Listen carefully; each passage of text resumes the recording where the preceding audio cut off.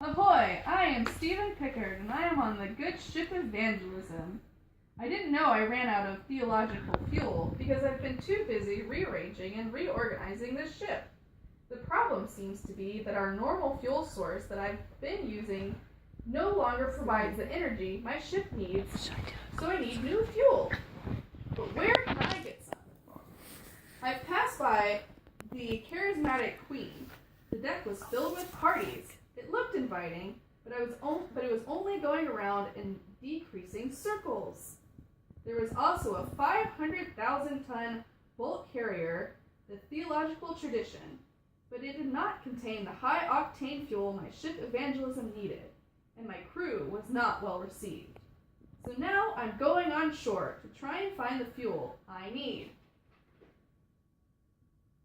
It's important to keep in mind that some people believe evangelism and theology don't go together.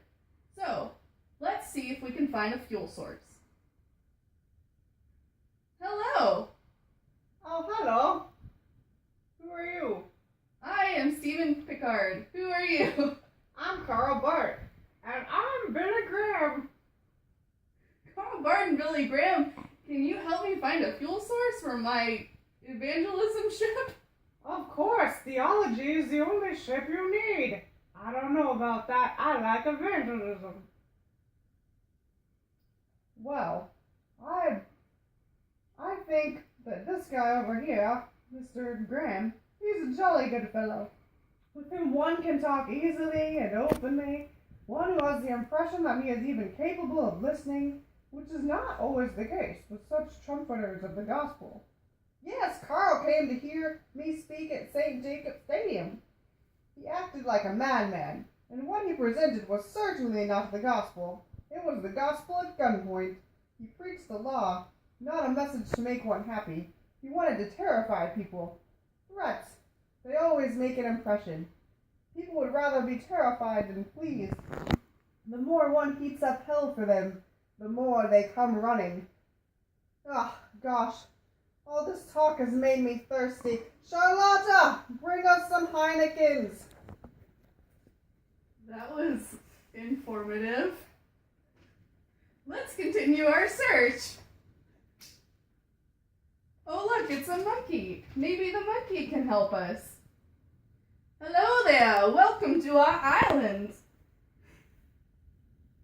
Can you help me find a new fuel source for my ship Evangelism? Well, I'll try, but first I'd like to talk about 3 points of communication between evangelism and theology. The first point is an appeal to simplicity. As Jürgen Moltmann said, what cannot be said simply does not need to be written at all.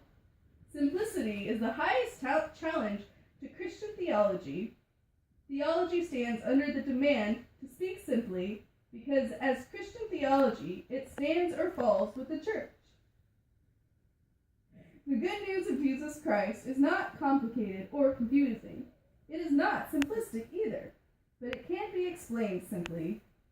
This simple explanation is what Paul is praying for in Ephesians 6:19. The compelling snapshot of the faith of Jesus Christ, a rich compression of the truth. This means that evangelism can be understood as communicating the gospel in microcosmic form. But evangelism is not a stopping point. Rather, evangelism leads to theological discourse, which spreads out communication. The snapshot offered in evangelism now becomes a video of theology. Evangelism and theology are complementary factors in communication. Where evangelism offers a simple point to discuss, theology expounds upon that point. The point is biased toward repetition. The history of the Christian tradition is informed by a reoccurring focus of the creative, redemptive, and life-giving character of the triune God.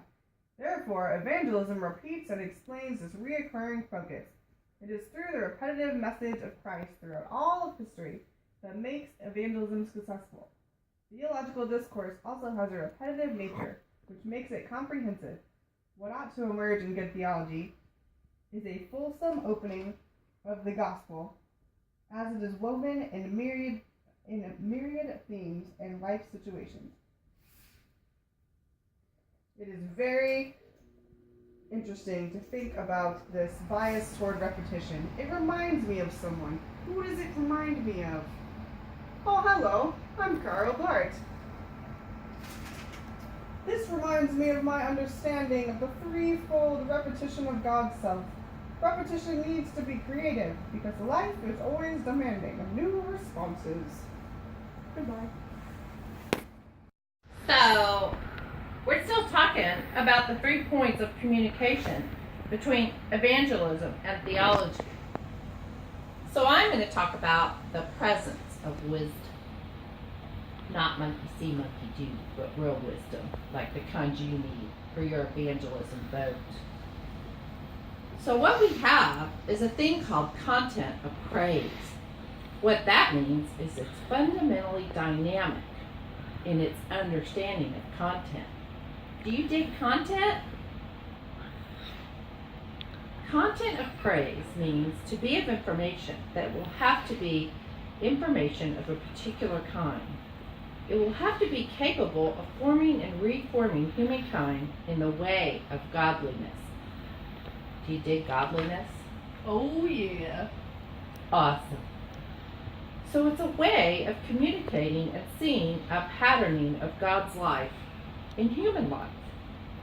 I like this word, enwisening of life, the process of God's wisdom and assimilating it. Do you dig enwisening? Uh-huh. There's nothing like a good side of enwisening with a banana shake. So if you look at all 3 of these forms of communication that we've talked about, you could come up with the conclusion that might set the sails right on your evangelism boat.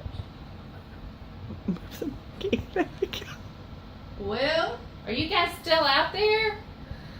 I think we're communicating with the cosmos. I think it's time to move on because I think I have a fuel source. Hip, hip, hooray! We'll see you later. Take care. Come back to the island of cosmos communication anytime. Robert, you're a long way from Switzerland. Yeah. And I'm Billy Graham. Nice to meet you. Nice to meet you too, Billy Graham. Do you folks have some fuel I can use? I don't know if I have. Okay, that's a problem. Can't I?